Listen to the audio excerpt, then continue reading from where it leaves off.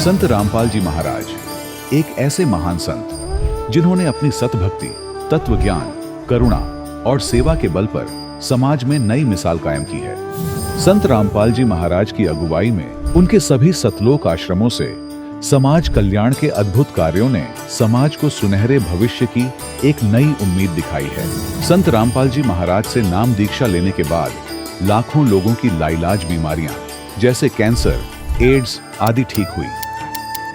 संत जी के ज्ञान से प्रेरित होकर उनके अनुयायियों ने लाखों यूनिट रक्तदान किया। संत जी ने लाखों बहन बेटियों का दहेज मुक्त विवाह करवाया।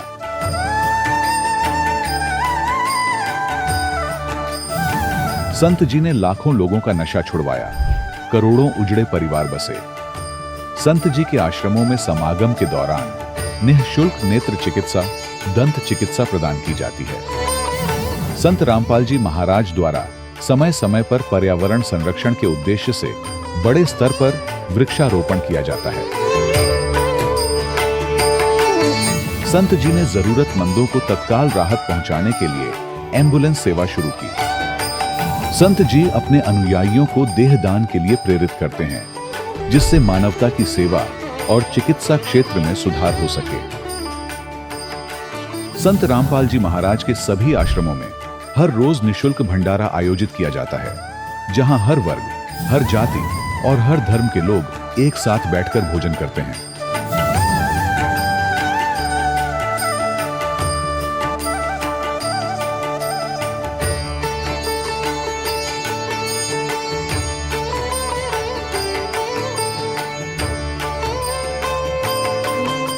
संत रामपाल जी महाराज की अन्नपूर्णा मुहिम ने गरीब और बेसहारा लोगों के जीवन में एक नई ऊर्जा और उम्मीद को जन्म दिया है। घर घर खाद्य सामग्री और जरूरी मदद पहुंचाकर संत रामपाल जी महाराज ने लोगों को दुख और मजबूरी से लड़ने की ताकत प्रदान की है।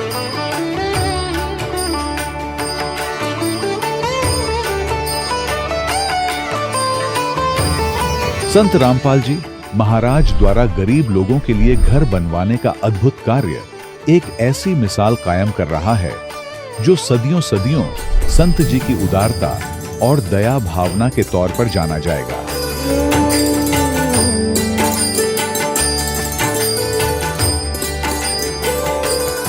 संत रामपाल जी महाराज के आश्रम में हजारों बुजुर्गों को सम्मान और प्यार के साथ जीवन जीने का अवसर मिलता है। उनके खाने, रहने और स्वास्थ्य की पूरी जिम्मेदारी संत रामपाल जी महाराज उठाते हैं। अनाथ बच्चों के लिए संत रामपाल जी महाराज के सभी आश्रम किसी वरदान से कम नहीं। यहाँ उन्हें शिक्षा, संस्कार और भविष्य के लिए बेहतर अवसर प्रदान किए जाते हैं। चाहे बाढ़ हो, भूकंप या महामारी, संत रामपाल जी महाराज और उनके अनुयायी हमेशा ही जरूरतमंदों के लिए सबसे आगे खड़े रहते हैं। कोविड महामारी के दौरान संत रामपाल जी महाराज के आश्रमों से करोड़ों लोगों के लिए भोजन, दवाइयां और जीवन रक्षक सामग्रियां उपलब्ध कराई गई। चाहे गरीब की मदद हो या किसी शोषित और पीड़ित वर्ग के हक और सम्मान की लड़ाई, संत रामपाल जी महाराज ने हमेशा ही उनकी दबी आवाज को सरकारों तक पहुंचाया है और उन्हें उचित न्याय दिलवाने में अहम भूमिका अदा की है। समाज में आध्यात्मिक और सामाजिक मूल्यों के प्रति जागरूकता लाने में संत रामपाल जी महाराज हर कदम पर मानवता के सच्चे सेवक साबित हुए हैं। संत रामपाल जी महाराज का जीवन हमें सिखाता है कि सच्ची सेवा वही है जो निस्वार्थ भाव से की जाए। आइए हम भी इस महान सेवा के कार्य में इस महान संत से जुड़ें और संत रामपाल जी महाराज से नाम दीक्षा लेकर अपने जीवन को धन्य बनाएं।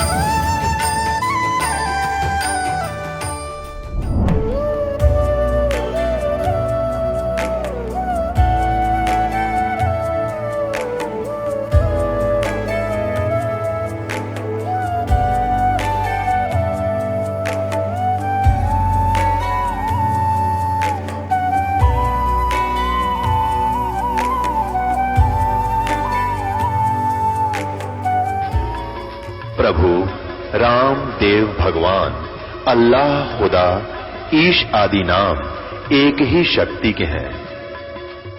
वो कैसा है, कहां है, कैसे मिलता है, किसने देखा है?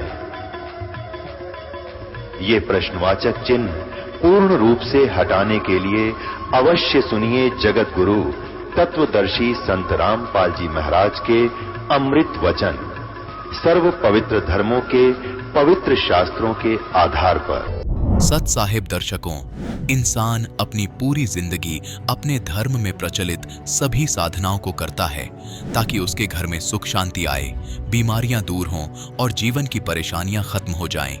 लेकिन जब इन सब प्रयासों के बावजूद भी बीमारियां और परेशानियां उसके जीवन में बनी रहें, तो दिल में यह सवाल उठने लगता है कि क्या सच में मैं शास्त्र अनुसार भक्ति कर रहा हूं?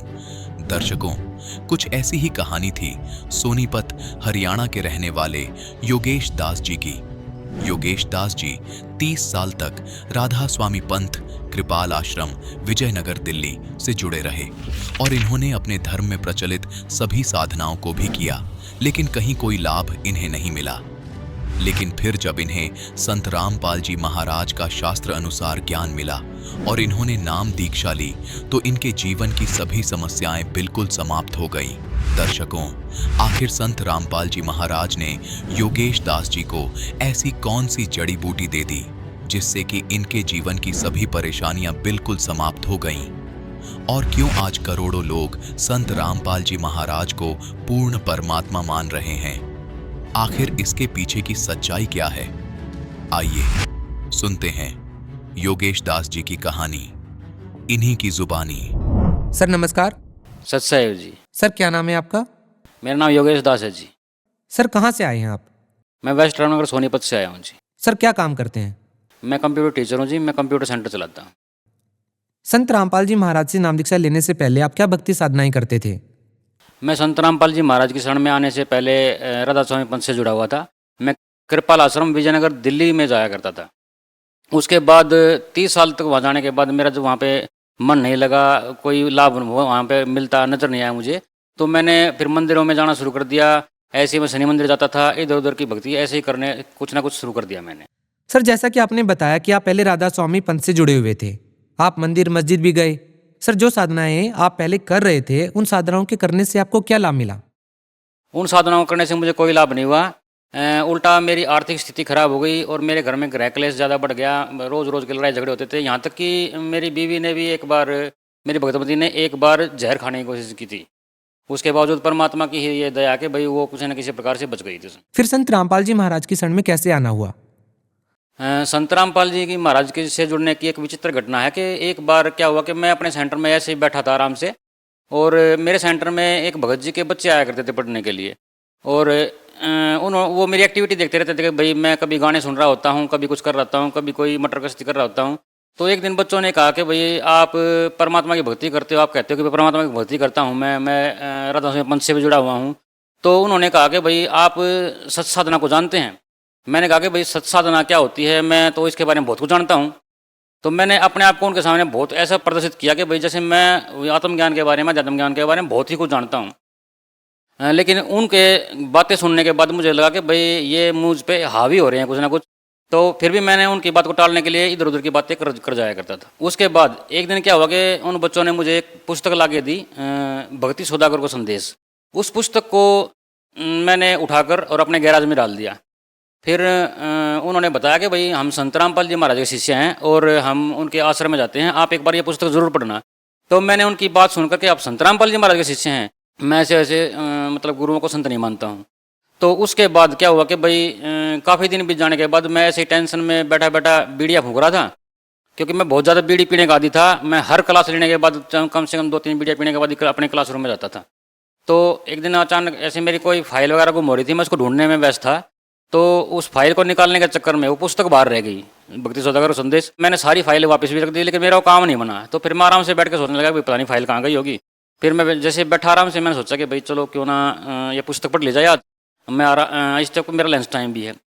तो मैंने ऐसे कुर्सी पर पैर फैला के अपने, जैसे मतलब आसन में बैठते हैं व्यक्ति, मैंने वो पुस्तक खोली और खोलते ही मैंने बीड़ी लगाई पहले, क्योंकि मेरी आदत थी मैं कुछ पढ़ने से पहले मैं बीड़ी लगा लेता था। मैंने जैसे ही बीड़ी लगाई और बीड़ी पीकर मैंने जैसे पुस्तक खोली और पढ़ना शुरू किया, तो मेरे सामने सबसे पहले संत कबीर साहब की वाणी आई। परमात्मा कबीर साहब की वाणी के संतों शब्द ही शब्द बखाना, शब्द फांस फंसा शब्द कोई नहीं पहचाना। उसके अंदर जो नाम जाप मैं राधा स्वामी पंथ के करता था, उस नाम के बारे में पूरी डिटेल दे रखी थी कि भाई इस नाम को जाप करने वाला व्यक्ति जीवन भर दुखी रहता है और उसने जितनी भी कमाई पिछले जन्मों में की हुई है वो सारी गर्त में डूब जाती है उसकी। तो मेरे साथ वही सब कुछ बन रहा था। तो मेरे हाथ से अचानक की बीड़ी छूटकर नीचे गिर गई और मेरी आंखों में आंसू आ गए उस पुस्तक को पढ़ने के बाद। तो मैंने सोचा कि भाई ये कैसे हो सकता है, जो राधा स्वामी पंथ में जो ज्ञान दिया जाता है वो तो कबीर पंथ के द्वारा ही दिया जाता है, सारी कबीर वाणियाँ बोली जाती है उसमें और संतों का सारा ही ज्ञान वहाँ पे बताया जाता है। और यहाँ पे कबीर वाणी के अंदर ये जिक्र है कि भाई ये नाम तो हमें जाप नहीं करने हैं, इन जाप करने वाले नामों से तो हमारा न तो मोक्ष होगा और उल्टा हम अधर्म में लग जाएंगे। तो उस पुस्तक को पढ़ते ही मेरे मन में पता नहीं बेचैनी सी उभर गई मेरे शरीर में और मेरे कानों में उन बच्चों की बात गूंजने लगी कि भाई आप सत्संग देखा करो। तो मेरे को बार बार ये हो रहा था कि भाई सत्संग में ऐसा क्या आता होगा, ये किताब तो मुझे अच्छी लगी। मैंने फिर वो किताब शुरू से पढ़नी शुरू की।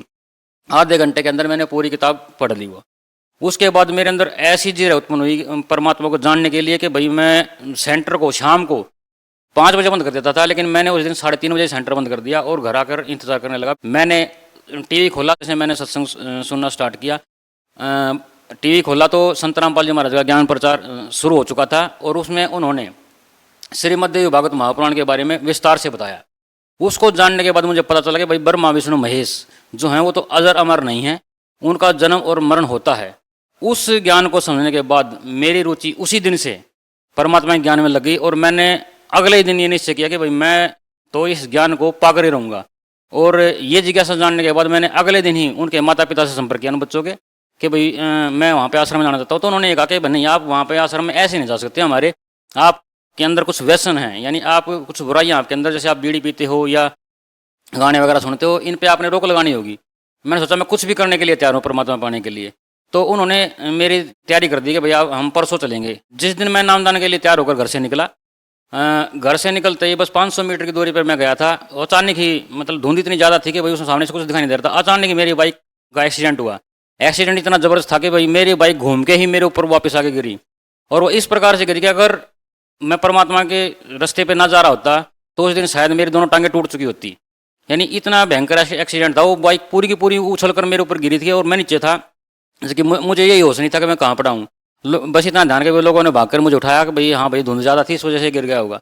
तो मैंने उठते ही देखा कि मेरे सारे नए कपड़े मैं उस दिन डाल रहा था, सारे मेरे ग्लव्स सारे जो सब नया था, सब कुछ सारी चीज़ें फट चुकी थी।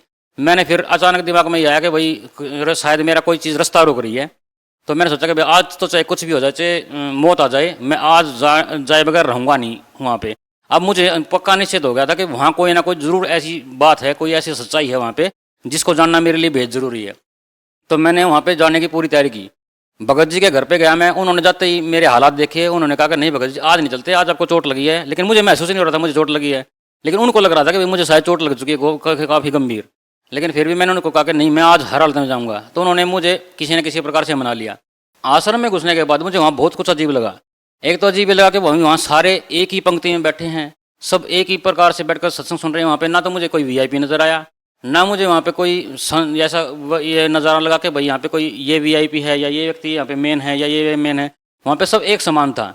सिर्फ एक पूर्ण संत जो होता है वही सामने हमारे बैठे थे और उन्होंने जो सत्संग प्रवचन उस दिन किए तो मुझे भाव विभोर हो गया। मैं उसको सुनकर मैंने पहली बार ये मतलब निश्चय किया, पहली बार मुझे लगा कि भाई पहली बार मैंने ज़िंदगी में अगर अध्यात्म का कोई 1% अक्षर समझा है तो वो यहाँ है वो संत। उसके बाद इस दास ने वहाँ से नामदान लिया। जैसा कि हमने सुना है कि संत रामपाल जी महाराज से नाम दीक्षा लेने के लिए फार्म भरवाया जाता है और उसमें कुछ नियम भी बताए जाते हैं। हम आपसे ये जानना चाहेंगे कि जो फार्म में नियम बताए जाते हैं, क्या उन नियमों का आखिरी सांस तक पालन करना होता है? देखिए, जिस प्रकार कोई गंभीर बीमारी होने के बाद व्यक्ति को डॉक्टर ये बता देता कि भाई अगर आपको ठीक होना है तो इसके लिए ये परहेज करने पड़ेंगे। तो संत मत में, संत मार्ग में, संत मते में एक अध्यात्म के अंदर जो परहेज होते हैं वो यही होता है कि भाई हमें ना तो मांस मिट्टी खानी चाहिए और ना ही किसी प्रकार के व्यसन करने चाहिए। जब तक हमारी आत्मा शुद्ध ही नहीं होगी, जब तक हमारे मन और शरीर शुद्ध नहीं होगा तो हमें उस अध्यात्म ज्ञान का कोई लाभ मिलने वाला नहीं है। तो यही नियम बस वहाँ पर बताए जाते हैं कि हम मीट, अंडा, मांस, मछली ये सब चीज़ें ना खाएं। और कबीर साहब ने कहा कि भाई माई मसानी सेठ शीतला भैरव भूत हनुमंत, परमात्मा उनसे दूर जो इनको पूजंत। तो परमात्मा कबीर साहब पूर्ण ब्रह्म हैं जो, वो हमें यही सतभक्ति बताते हैं कि भाई हमें इनकी पूजा ना करके सतभक्ति करनी चाहिए। सतभक्ति वो होती है जिस प्रकार एक पतिव्रता स्त्री अपने पति को मेन मानकर उसी की पूजा करती है, लेकिन आदर सबका करती है। जेठ का, देवर का, अपने ससुर का, सास का, सबका वो आदर करती है, लेकिन उसकी भक्ति जो होती है वो अपने पति के प्रति स्थिर होती है। ऐसे ही हमें इन देवी देवताओं को आदर सहित लेना चाहिए और पूर्ण परमात्मा की भक्ति में तल्लीन रहना चाहिए। सर, संत रामपाल जी महाराज जी से नाम दीक्षा लेने के बाद आपको क्या लाभ मिले? संत रामपाल जी महाराज से नाम दीक्षा लेने के बाद मुझे सबसे पहला लाभ ये प्राप्त हुआ कि भाई मैं आध्यात्म मार्ग से जुड़ा। दूसरा, मेरे जीवन में कुछ घटनाएं ऐसी हुई कि भाई एक मैं बताना चाहता हूँ कि भाई हमारे परिवार में ग्रह कलेश बहुत ज़्यादा रहते थे, और संत रामपाल जी महाराज के शरण में जाने के बाद तो वो कलेश हमारे माँ बाप ने ज़्यादा बढ़ा दिए। हमारे घर में तो सुख शांति होने लगी। मैं और मेरी भगतमती ने जैसे नाम लिया, मेरे बच्चों ने नाम ग्रहण किया, तो हमारे घर में तो सुख शांति हो गई, लेकिन मेरे माँ बाप के मन में बेचैनी पैदा हो गई उन चीज़ों से। हम जब सुबह नित्य नियम लगाते थे, परमात्मा की वाणियाँ चलती थी, तो वो लोग ये कहते थे कि भाई तुम्हारी चीज़ें हमारे वंश में बाधा डाल रही हैं, तो उन्होंने क्लेश बढ़ा दिया हमारे साथ। तो उसकी वजह से क्या हुआ कि हमारा घर टूट गया, हमारे माँ बाप ने घर से निकाल दिया। तो हम यही सोचकर मैं परमात्मा के शरण में चला गया वापस दोबारा कि भाई इसका निचोड़ तो परमात्मा ही निकाल सकते हैं। घर में क्या हुआ था, झगड़ा हो गया था बहुत ज़बरदस्त। तो मैंने अपने पिताजी से ये कहा था कि भाई देखो, हम जो भक्ति कर रहे हैं वो संपूर्ण भक्ति है और हम इसको नहीं छोड़ सकते, हम ये घर ही छोड़ सकते हैं, परमात्मा को हम अब नहीं छोड़ सकते हैं। क्योंकि संत रामपाल जी महाराज जो हमें शिक्षा दे रहे हैं वो पूरी तरह शास्त्र अनुकूल है। शास्त्रों में जो कुछ लिखा हुआ उन्होंने सब कुछ वो सत्य बताया है, तो हम उसको नहीं छोड़ सकते हैं, हम संसार छोड़ सकते हैं। तो इस वजह से झगड़ा हो गया, और झगड़े में मैंने मतलब जल्दबाजी में अपना हाथ दीवार में दे मारा और मेरा हाथ टूट गया। उसके बाद मैंने प्लास्टर करवाया हाथ पे, और मैंने सोचा कि भाई मैं परमात्मा के पास कैसे जाऊँगा, क्योंकि परमात्मा ने तो हमें झगड़ा करने से, इन चीज़ों से मना कर रखा है। तो फिर भी मैंने आश्रम में जाने की डेट आई, जैसे हम हर महीने जाते थे जैसे आश्रम में, तो वहाँ जाने के लिए जैसे मैं तैयार हुआ तो मैंने अपना हाथ को ढक रखा था ऐसे पूरी तरह से, ताकि परमात्मा को पता ना चले, गुरु जी को पता ना चले कि भाई मैं, यानी मेरे हाथ पे प्लास्टर चढ़ा हुआ है।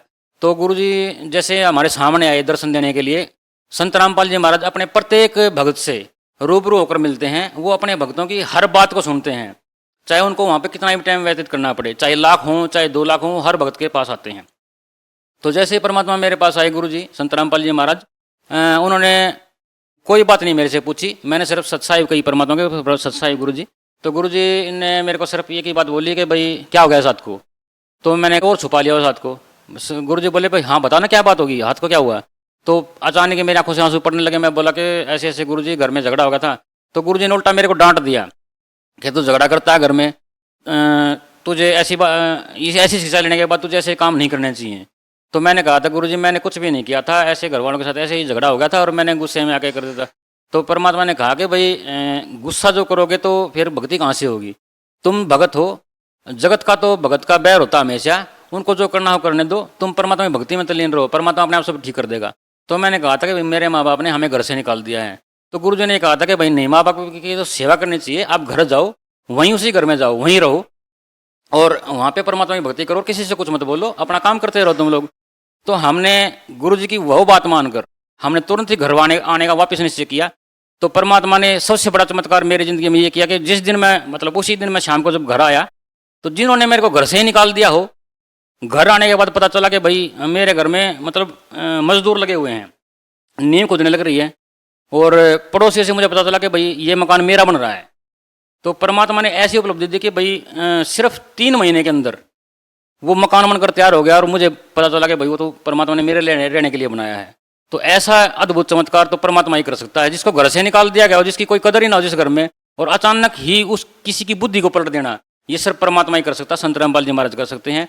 इसके अलावा ऐसी उपलब्धि कोई नहीं कर सकता। दूसरा लाभ ये मिला कि भाई सभी संत महंत जो हैं वो ये कह देते हैं कि भाई बड़ों को नामदान देने की आज्ञा देते हैं कि भाई जब बच्चा बड़ा हो जाए या इस प्रकार से हो जाए, इस उम्र में हो जाए कि वो समझने लगे, तभी नामदान दिया जाता है। मैंने अपने बच्चों को बचपन से यानी 4 वर्ष की उम्र से नामदान दिलवाया है अपने बच्चों को।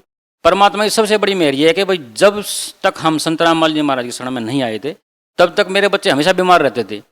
कभी उनको किसी प्रकार का ट्रीटमेंट करवाया जा रहा है, कभी किसी प्रकार ट्रीटमेंट करवाया जा रहा है। आज मेरे बच्चों को मालिक की दया से, सदगुरु रामपाल जी महाराज की दया से मेरे बच्चों को कभी हॉस्पिटल जाने की क्या दवाई खाने की जरूरत नहीं पड़ी है। सुबह भक्ति करते हैं, शाम को भक्ति करते हैं और मस्त रहते हैं। उनका यही नहीं पता चलता कि भैया बच्चे मतलब कभी बीमार भी होते होंगे। जबकि मेरे भाई हैं जो उन सब के बच्चे भी अभी तक भी यानी कि मेडिकल पे जाते रहते हैं, एडमिट होते रहते हैं, हम उनको बहुत समझाते हैं परमात्मा ज्ञान के बारे में।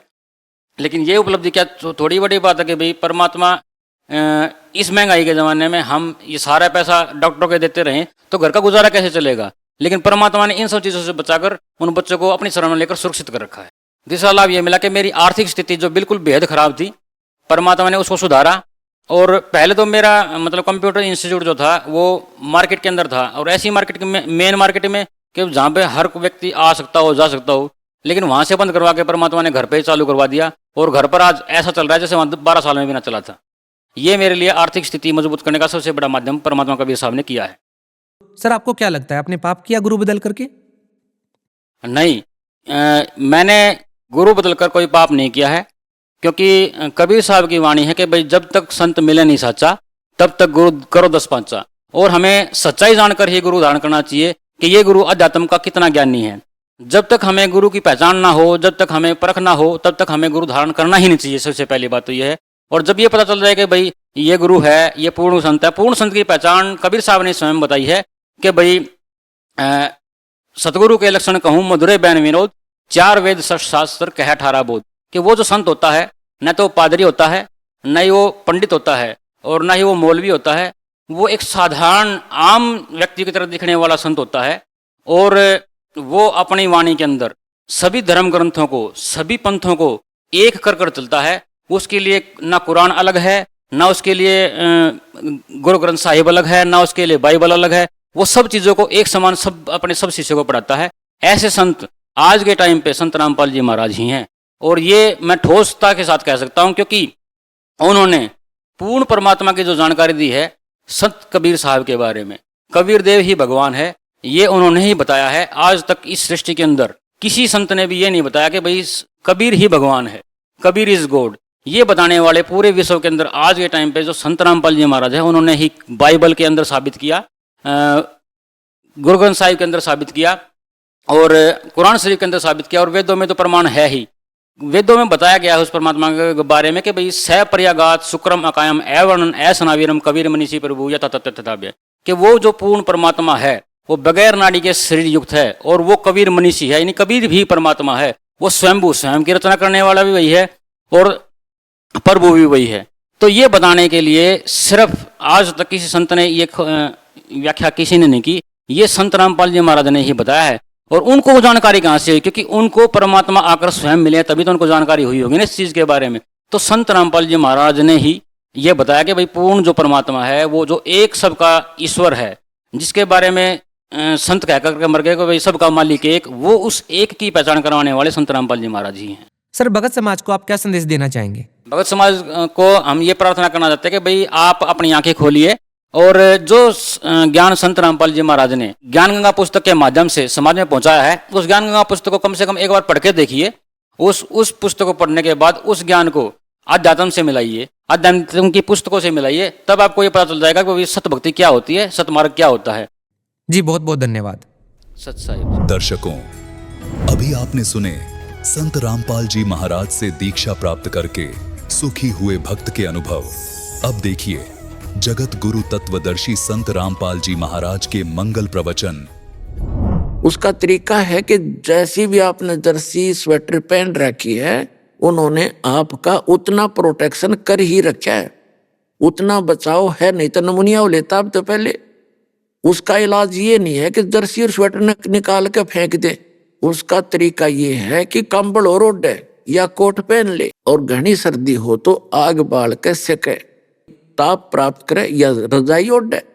तो इसी प्रकार जिनके पाप कर्मों की सर्दी घनी हो तो उनको थोड़ी बहुत ठूठा होती ही रहेगी, पर जान बची रहेगी, नमूनिया नहीं होगा।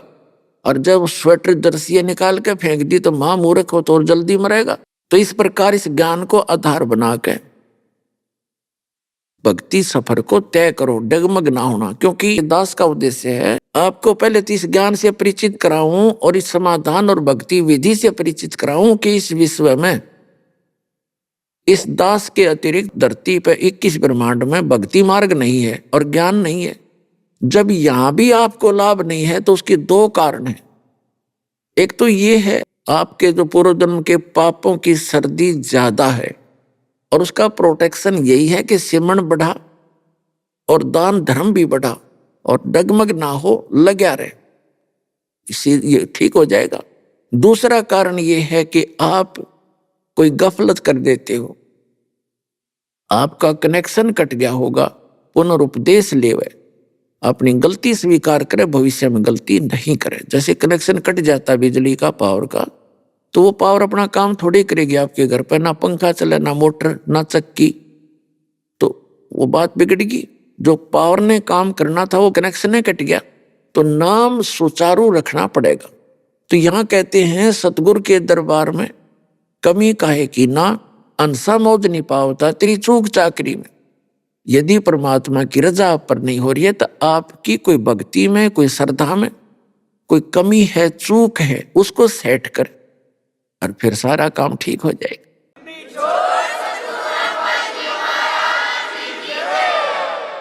अब क्या बताते हैं कि लोहे के साताव जात है काया देश राही, और दुगने तिगने किए चौगने किन्हु मूल गवाही। तीन लोक और भवन चतुर्दश, ये सब जग सौदे आही, और दुगने तिगने करे चौगने किन्हु मूल गवाही।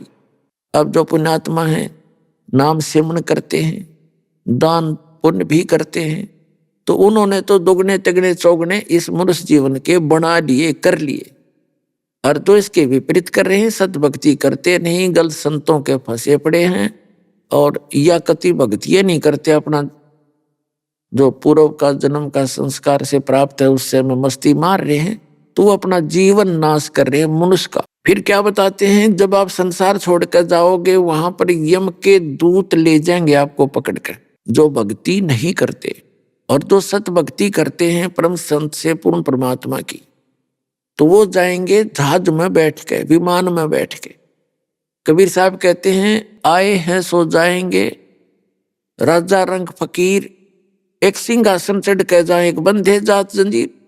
मृत्यु तो सबकी होगी डेफिनेट, लेकिन उस मृत्यु में गणांतर होगा।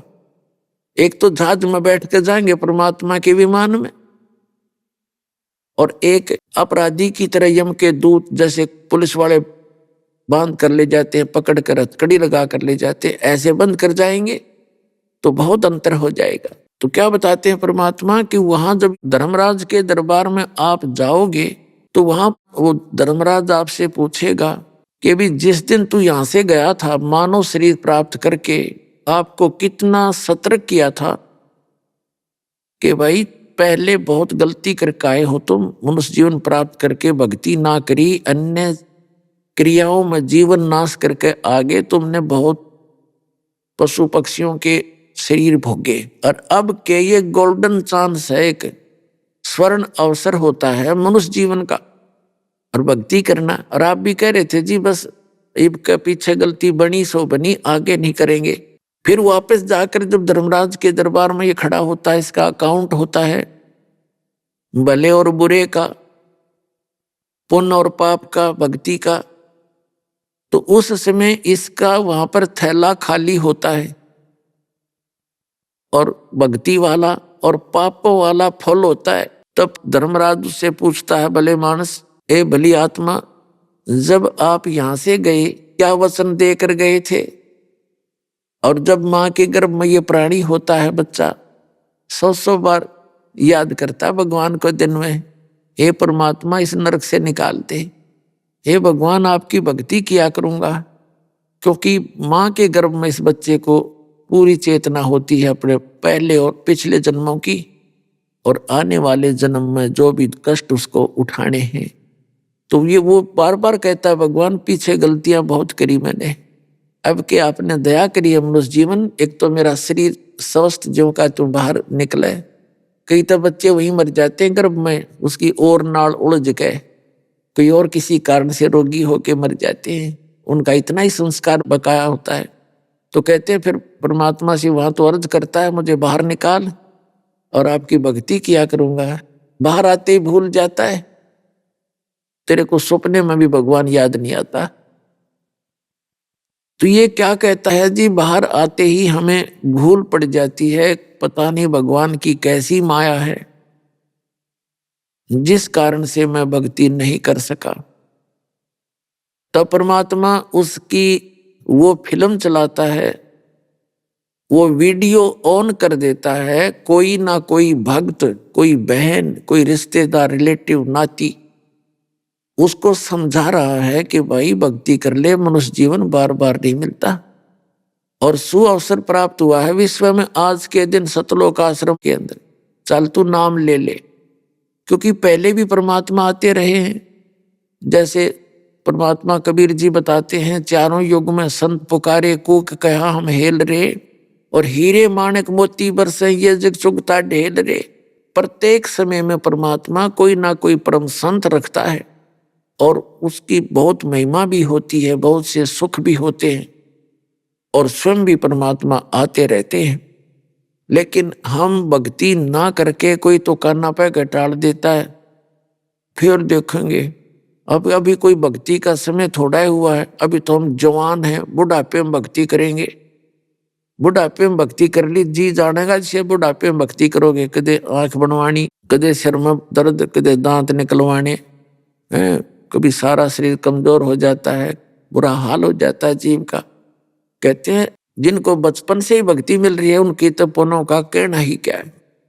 और ये बुजुर्ग भी दुख ना माने, कदे न सोचे भाई क्या बनेगा, हम तो बुढ़े हो गए, भक्ति ना बने ना। भक्ति अब भी बनेगी, लेकिन जो बिल्कुल भक्ति नहीं करते उनके विषय में बताया जाता है कि वो न्यू सोच के चलते हैं कि बुढ़ापे में देखेंगे, फिर देखेंगे। और भक्ति का कोई टाइम थोड़ा होता है। छोटी उम्र के 3 वर्ष का बालक खूब बोलने लग जाता है। वेद में भी प्रावधान है कि 3 वर्ष के बालक को परमात्मा के नाम की शिक्षा पर लगा देना चाहिए। तो हम 3 वर्ष के बच्चे को प्रथम मंत्र दे देते हैं, उसके शुभ कर्म बनने शुरू हो जाते हैं। जब तक वो बालक 3 वर्ष का होता है, बेटा या बेटी, तब तक वो उसका प्रारब्ध और उसके माता पिता के द्वारा किए गए संस्कार जो भक्ति कर रहे हैं उनसे उनको राहत मिलती है। उनके पुण्य कम नहीं होते, परमात्मा का विधान अनुसार उनकी रक्षा होती है उन माता पिता के कारण। और 3 वर्ष का बालक जब हो जाए उसको नाम से जोड़ देना चाहिए और उसके फिर साथ में परमात्मा दया करेंगे। और छोटे बच्चे की सभी जो गलतियां भी अक्षमा होती हैं। और जब बच्चा द्वितीय मंत्र प्राप्त कर लेता है 8 वर्ष के बाद, अब हम पहले 10 वर्ष में देते थे, अब 8 वर्ष का होते ही हम सतनाम दे देते हैं। तो उसको माफी होती है और उसको सतर्क रखे, नाम खंड ना करें। क्योंकि थोड़ा थोड़ा जब वो समझदार होता जाता है उसको इस मार्ग से डराए और फिर इस मार्ग पे लगा रहे, तो फिर उसको सतनाम दे दिया जाता है। तो इस प्रकार ये भक्ति का क्रम आपका प्रारंभ होता है। सत भक्ति मिलने के बाद जीव का जो जीवन है वो सफल होता है। तो कहने का भाव ये है कि वो क्या कहता है वहां पर कि हे भगवान, हमारे को किसी ने बताया नहीं। तो फिर उसको ये याद दिलाया जाता है कि देखो ये व्यक्ति आपको क्या कह रहा था और आप क्या बकवाद घड़ रहे थे। किसने देखा भगवान, देखी जागी हैं। तो पुण्यात्मा, जैसे आप जी प्रथम बार किसी अपने मित्र से या कोई रिश्तेदार से प्रथम बार जिक्र चलाते हो जो इस मार्ग में नहीं लगा हुआ है, तो आप उनको समझाने की चेष्टा करते हो, भक्ति कर लो, भक्ति ना करोगे तो गधे कुत्ते सूअर बन जाओगे। तो बगैर ज्ञान का व्यक्ति ये कहता है देखी जागी, पहले तो कहेगा किसने देखा है, फिर क्या कहता देखी जागी जो होगी, सारा संसार जाएगा, वहां हम चले जाएंगे। तो पुण्यात्माओं, क्योंकि हम जिस संसार में रह रहे हैं समाज में, वहां पर भक्ति ना करने वालों की अधिकता है। भक्ति करने वाला कोई इक्का दुक्का है और जो अन्य संतों के शिष्य हैं वो भक्ति का नाम उनके पास कर रहे हैं, उनको भक्ति नहीं है। वो संसारिक व्यक्तियों से भी गलत कार्य कर देते हैं वहां पर। तो आम समाज इस बात से दुखी हो जाता है कि ये नाम ले रहे, बीड़ी ये पीवें, शराब ये पीवें और सारा ड्रामा न्यू का न्यू, ब्याह शादी में सारे काम करें, तो भक्ति में बिना भक्ति में अंतर के रह गया। तो इससे भी समाज इस भक्ति से दूर होता चला जाता है। तो फिर वो क्या कहता है कि किसने देखा है, और फिर नो कर देखी जाएगी, जो होगा सबके साथ होगा, हमारे साथ हो जाएगा। अब फिर गधा अपने पास से क्या देखेगा, तू फिर तो कुमार देखेगा, 2.5 मन का बोरा कट पे मारेगा लठगट्टियां पे। तो देखना है तो उस आपत्ति के आने से पहले देख और परमात्मा के वचनों पर विश्वास कर, ताकि तेरा जीवन कल्याण हो। तो उस समय तो ये कह रहा था वो व्यक्ति, जब अब धर्मराज के पास खड़ा है और किसने देखा देखी जाएगी, तो उस समय वो एक बहाना मिलाता है कि हे भगवान, मुझे पता ना लग गया, हे परमात्मा मुझे किसी ने बताया कोई नहीं, भक्ति कर ले, मुझे ज्ञान नहीं था, बाहर आते ये पता नहीं कैसे पत्थर पड़े बुद्धि पर। तब उसका वो वीडियो चला दी जाती है, वो दोनों बतलाते दिखाई देते हैं, और आप क्या बोल रहा होता है, तब वो नीची गर्दन कर लेता है। तब धर्मराज कहता है चल बन गधा। तो अपने आत्माओं परमात्मा कहते हैं, आछे दिन पीछे गए गुरु से किया ना हेत, अब पछतावा क्या करे मेरा चिड़िया चुगी खेत। तो समय रहते लाभ उठाने से ज्यादा लाभ होता। अब जो दूसरा प्रसंग ये था कि कोई बूढ़ा बुजुर्ग वृद्ध व्यक्ति, बहन माता व्यक्ति को ये ना सोच बैठे कि भी हम तो बूढ़े हो गए और अब क्या बनेगा। देखो उनके लिए बहुत बड़ा, उनके लिए भी गोल्डन चांस है कि जो जीवन गया वो तो बाढ़ में गया, उसका तो उसमें तो पाप पाप इकट्ठे करे हैं, पुण्य तो हुआ ही नहीं। फिर भी अब ये सोचकर, जैसे एक उदाहरण देता है दास, एक समय एक गांव में सत्संग कर रहा था ये दास। पहले गांव गांव में जाते थे, 3 दिन वहीं उनके घर पाठ करते थे, 3 दिन सत्संग सुनाते थे माइक स्पीकर लगा के। जिनके हम सत्संग कर रहे थे उनका पिता उस समय लगभग 60-70 वर्ष का हो चुका था, 65 के आसपास। तो वो सत्संग के विरोधी था, उनके घर में सत्संग हो गया, वो दूसरे लड़के के घर में रहता था। अब स्पीकर हमने लगा दिया, अब बुढ़ा ने नींद भी कम आया करे, रात ने कुछ होके गणे पिया करता, हुक्का ज्यादा पीता था। तो सत्संग सुनता रहा, रात जागता रहा। अब स्पीकर चलेगा तो कान बंद क्यों कर आदमी, नफरत तो थी उसको, कान तो बंद नहीं कर सका। तो उसने पहले दिन सत्संग सुना, दूसरे दिन सुना, और तीसरे दिन वो आके वहां आ गया जहां सत्संग कर रहे थे।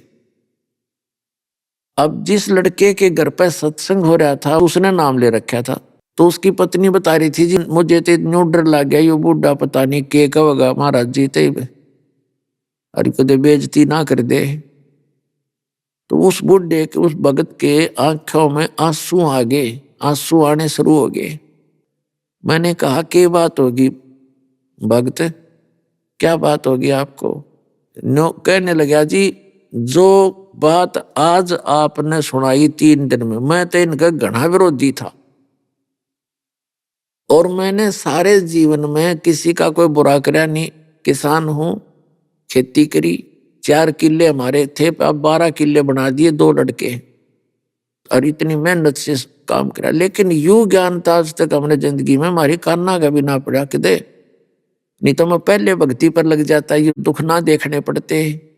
अब मेरा क्या होगा, मेरा तो जीवन गया, हे भगवान ये तो बहुत वक्त से शुरू करना चाहिए था। तो उसकी जो पुत्र वधू थी वह खड़ी खड़ी सुने कि हे भगवान इस बूढ़े में इतना परिवर्तन हो गया। तो उसने न बोली, मैंने सुख का सांस लिया, चोखा बोला तो ठीक। तो फिर मैंने उसको समझाया कि देखो ये तो अभी भी कुछ नहीं बिगड़ा आपका। जैसे पुराने समय की बात है, कुएं होते थे गहरे गहरे, 100 200 फुट नीचे से पानी निकाला जाता था, कुएं खोद गए, और उनके जल निकालने के लिए बाल्टी या डोल होता था, डोल बोलते, पीपा बांध दिया करते, उसका एक लंबी रस्सी बांधा करते 150 फुट की। तो उस पानी निकालने के लिए उस पानी रस्सी को पकड़कर 2-3 जने और उसको खींच कर ले जाते दूर तक, और कई बार वो छूट जाती थी हाथ से। जैसे वो ने सोचा ये पकड़ रहा है, वो ने सोचा दूसरे ने पकड़ रखी है, वो सारे छोड़ देते, तो वह धीरे धीरे वो रस्सी बाल्टी नीचे कुएं में वापस गिरने लग जाती। तो मैंने उससे कहा कि ऐसे वो बाल्टी कुएं में गिर रही हो और वो नेजू यानी रस्सा लट घिसटता हुआ आ रहा हो और उसको कोई भाग दौड़ कर पकड़ ले तो उसका कोई हानि नहीं होती है। और नो सोचा ही तो ये गई तो गई, जान दे, वो जा तो रही है, वो तो खत्म होनी है, वो तो गिरनी ही है सारी की सारी रस्सी समेत बाल्टी कुएं में।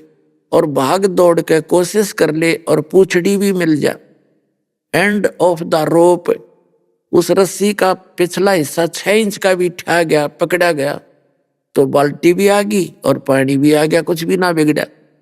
तो ये मनुष्य जीवन रूपी बाल्टी आपकी जाली तकरीबन, और अब ये पूछड़ी सी रह रही है, इसने पकड़ ले, नाम ले और ये हुक्का त्याग दे सारी बुराई। ने बोला जी हुक्का पीऊं और कोई बुराई नहीं मेरे में, शराब भी नहीं पी कभी जीवन में और किसी का बुरा सोचा भी नहीं। मतलब ही तो आपको ये घर बैठे मार्ग मिल गया, न ऋषियों ने ना मिला, न सर पटक लिए सारे पुण्यात्मा थे। बैटरी चार्ज थी आपकी, वो डिस्चार्ज होगी, खत्म होगी, आपने कुछ नहीं किया, आपका पूर्व का संस्कार मिला और अब आप शुरू कर दो। उसने भक्ति शुरू कर दी, 10 साल और जिया वो, 12 साल, और खूब भक्ति करी, सारा शरीर स्वस्थ आखिरी दम तक। ने बोला जी कदे जुखाम भी नहीं हो लिया, नाम लिए पाछे सारी बुराई छूट गई, यानी उकाली। तो पुण्यात्माओं अब इस प्रकार सत मार्ग के बारे में बताते हैं कि फिर ये दम टूटे पिंडा फूटे, हो लेखा दरगाह माही, उस दरगाह में मार पड़ेगी तेरी, यम पकड़ेंगे बाही। जब वहां जाओगे यम के दूत पकड़ के ले जाएंगे, यहाँ चाहे राष्ट्रपति बन रहा हो इस पृथ्वी का, पूरी पृथ्वी का।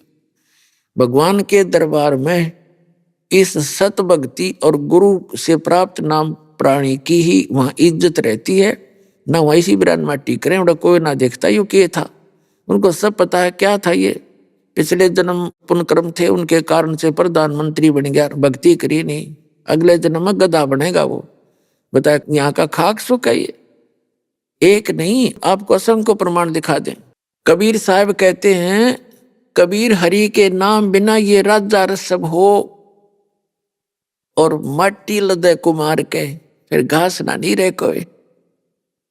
पुण्यात्माओं जब हमें ये ज्ञान होगा कि सचमुच जो ज्ञान हमें दिया जा रहा है ये सारी सत्य हैं, तो तब हमें उस बात की दृढ़ता होगी और बुराई छूटेंगी, भगवान में रुचि बढ़ेगी। आपको एक थोड़ी सी झलक दिखाते हैं कि जो भक्ति भी कर रहे हैं और पूर्ण परमात्मा की भक्ति उनको मिली नहीं, और जैसे जिस स्तर की वो साधना करते हैं और सच्ची लगन से करते हैं, फिर भी उनके जन्म और मृत्यु का यो दीर्घ रोग नहीं कटता।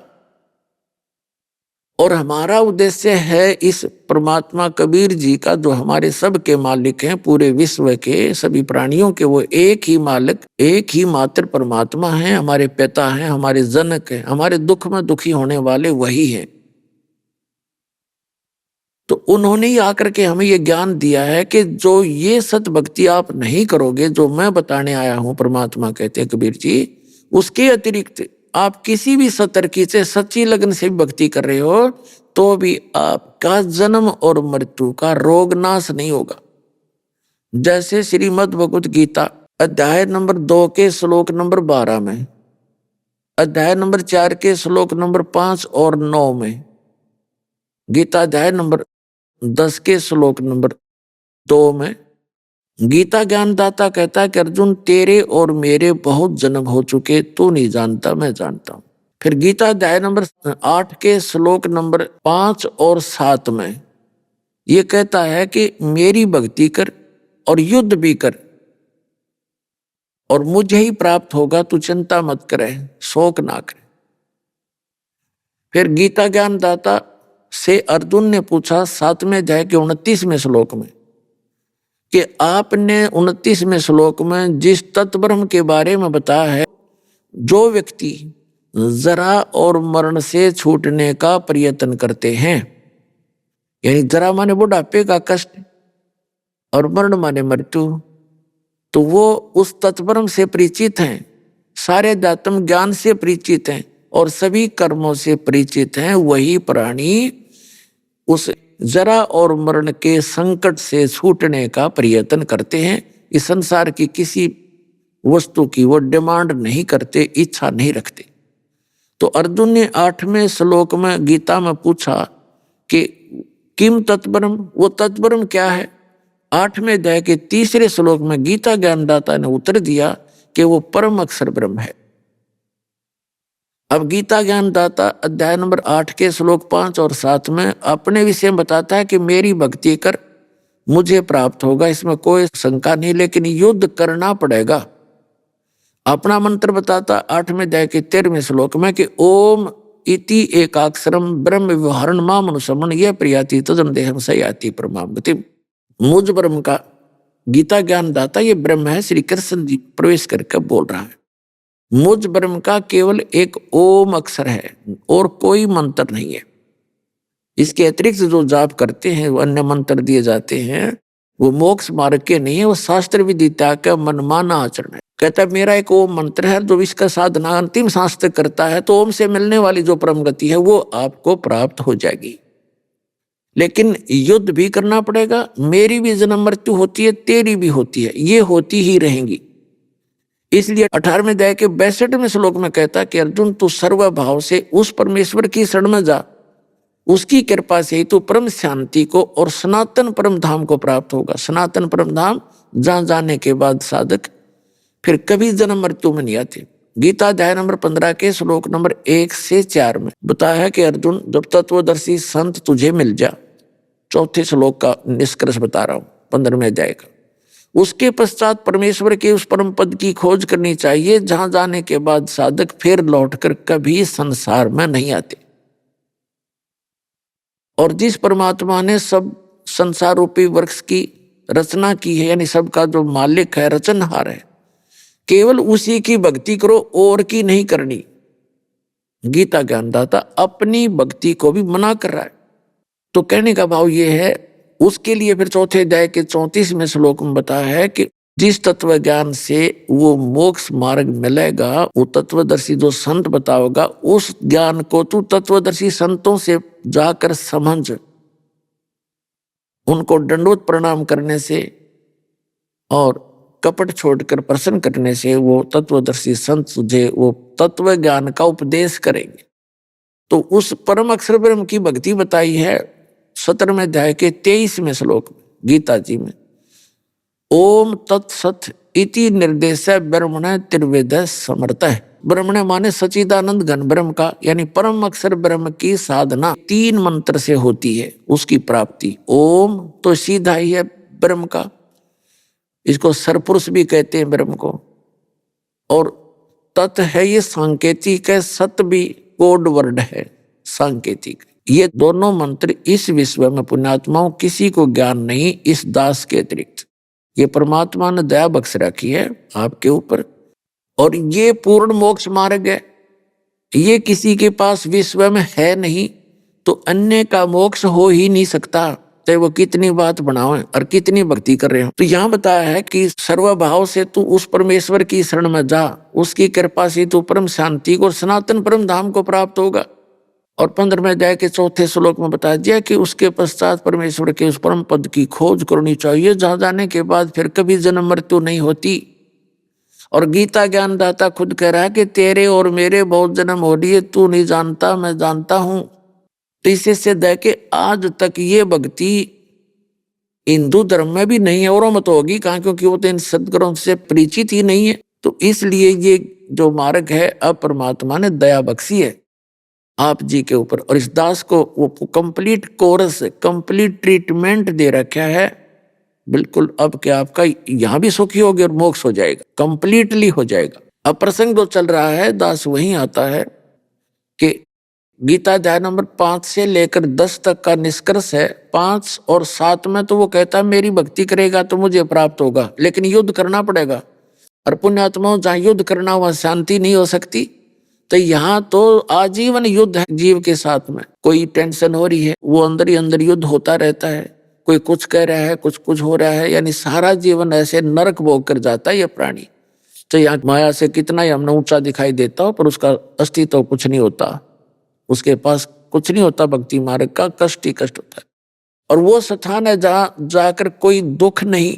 परमात्मा कहते मन तू चल रे सुख के सागर, जहाँ शब्द सिंधुरत नागर, उस सत्य समुद्र जो सुख का सागर है, जो कभी दुख नाम की वस्तु नहीं, सतलोक सचखंड में, वहां चल। वहां कितना सुख है कि शंखों लहर मेर की उपजे कहर नहीं जहाँ कोई, और दास गरीब अचल अविनाशी सुख का सागर सोई। शंखों लहर मेहर की उपजे, जैसे यहाँ कभी कभी होता है इस दास के साथ, तो बहुत बार होता है, कहीं अकेले बैठे हो, परमात्मा की याद आ रही हो, अचानक एक ऐसी हिलोर उठती है हृदय में, हमें कोई भी बुरा दिखाई नहीं देता, चाहे किसी ने हमारे को कितना सता रखा हो, उसके प्रति भी राग नहीं रहता, द्वेष नहीं रहता, ना किसी के प्रति राग रहता। इतना आनंद आता है कुछ क्षणों के लिए, हम चाहकर भी किसी के बुरा सोच भी नहीं सकते, मन में दोष नहीं आता। तो वो मेहर की लहर आई थी भगवान की, और उसके जाते ही फिर जो का त्यों खचड़ा अंदर भरा ही है, वो ये कर दिया, उसने ऐसा कर दिया, वो चिंता 36 टेंशन आकर खड़ी हो जाती है। तो वो कहर की लहर आ गई, और पहले मेहर की लहर थी। अभी आपने सुने संत रामपाल जी महाराज के मंगल प्रवचन। आइए अब सुनते हैं संत रामपाल जी महाराज से नाम दीक्षा लेकर सतभक्ति करके अद्भुत लाभ प्राप्त करने वाले अनुयायी के विचार। मनुष्य अपने जीवन में अनेकों भक्ति साधना करता है, पूजा पाठ भी करता है, लेकिन फिर भी उसके जीवन में दुख खत्म होने का नाम ही नहीं लेता। दर्शकों, इसका मुख्य कारण यह है कि आज का मनुष्य शास्त्र विधि को त्याग कर मनमाना आचरण कर रहा है। दर्शकों, ऐसी ही कहानी थी किरण कुमार जी की, जो रायगढ़ छत्तीसगढ़ के रहने वाले हैं। किरण कुमार जी भी सभी पारंपरिक भक्ति साधना किया करते थे, और जब इन्हें कोई राहत मिलती ना नजर आई तो इन्होंने सहारा लिया ईसाई धर्म का, लेकिन वहां से भी इन्हें कोई राहत नहीं मिली। दर्शकों, आज किरण कुमार जी का कहना है कि जब से मैंने संत रामपाल जी महाराज की शरण ग्रहण की है, तब से मेरे जीवन की रूपरेखा ही बदल गई है।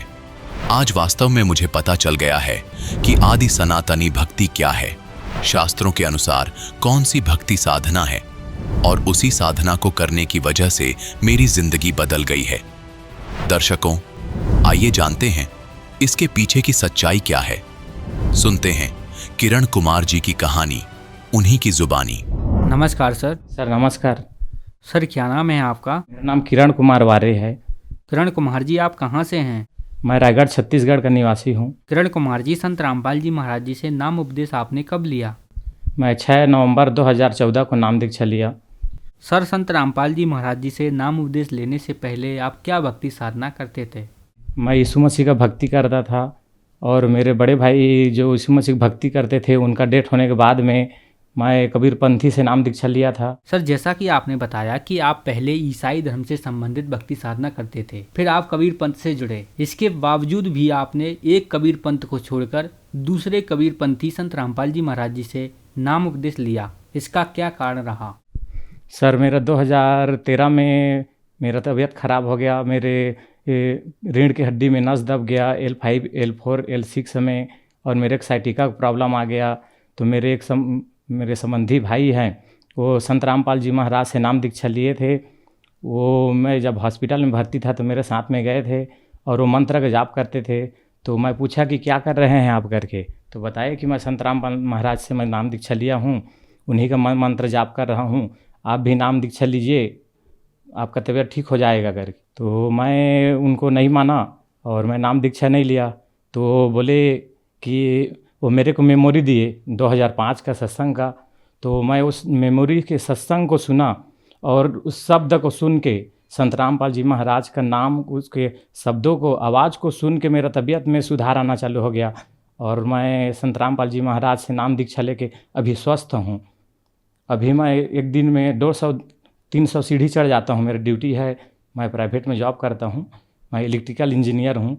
तो मेरे को फील्ड में घूमना पड़ता है, तो मैं उतना 300-250 सीढ़ी चढ़ लेता हूँ, और 20-20 किलो का 2-2 बाल्टी उठा के मैं पानी लेके चल लेता हूँ। पहले तो मैं बेड में आ गया था, बिस्तर में आ गया था, मैं चल नहीं पा रहा था। संत रामपाल जी महाराज जी से नाम उपदेश लेने के बाद क्या आपको कोई लाभ भी प्राप्त हुए?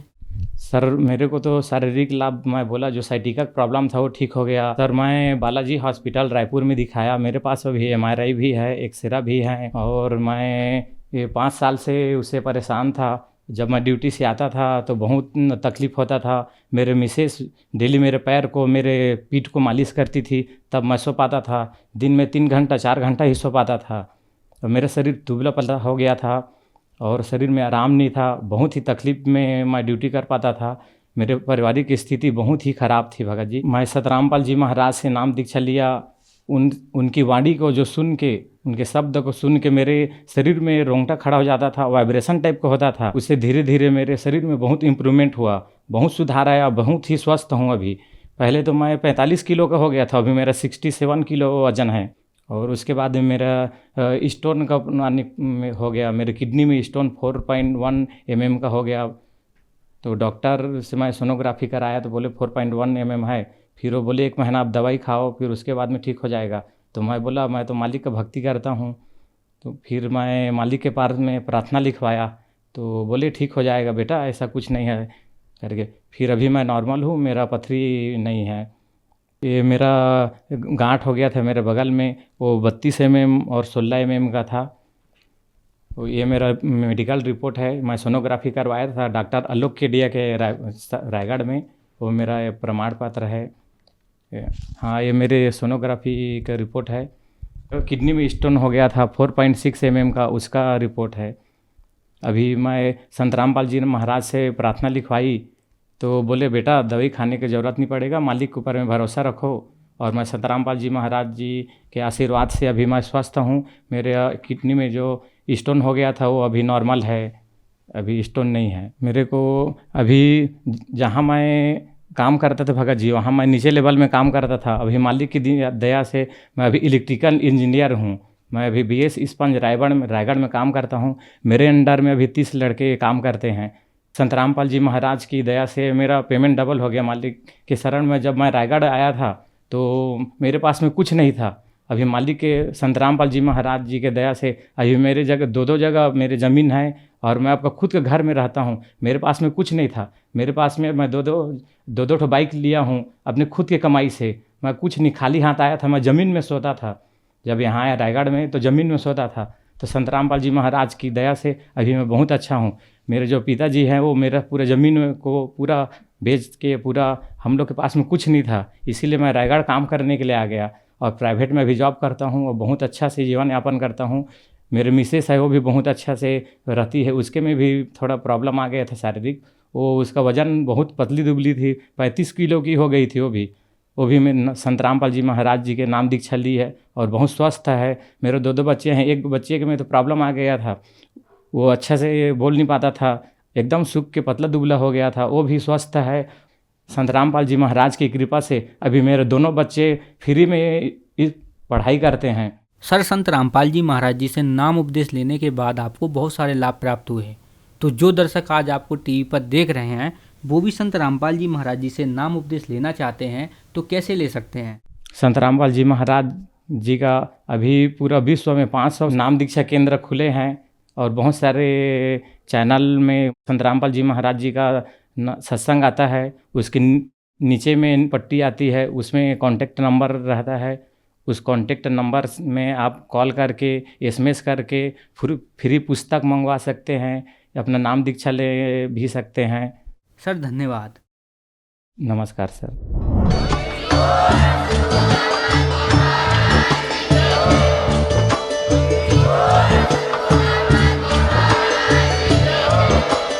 आप सुन रहे थे जगत गुरु तत्वदर्शी संत रामपाल जी महाराज जी के मंगल प्रवचन। अधिक जानकारी के लिए विजिट कीजिए हमारी वेबसाइट www.jagatgururampalji.org। संत रामपाल जी महाराज जी के शुभ आशीर्वाद से पूरे विश्व भर में 500 से भी ज्यादा नाम दीक्षा केंद्र हैं, जिन पर संत रामपाल जी महाराज जी द्वारा ऑनलाइन निशुल्क नाम दीक्षा दी जा रही है। अपने नजदीकी नाम दीक्षा केंद्र का पता करने के लिए संपर्क करें 8222880541।